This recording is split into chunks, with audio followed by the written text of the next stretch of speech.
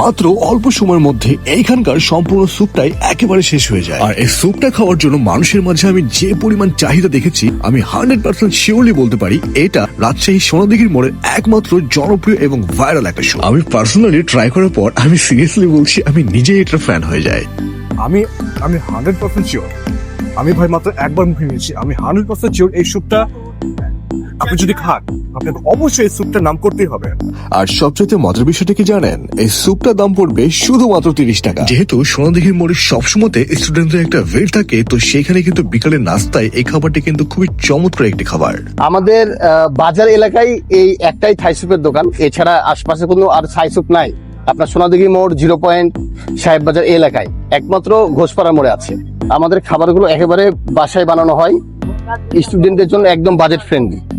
তো যেহেতু পাশেই স্টুডেন্টরা আছে অনেক, তোরা চাইলে এখানে পার্সেল নেওয়ারও সুব্যবস্থা আছে।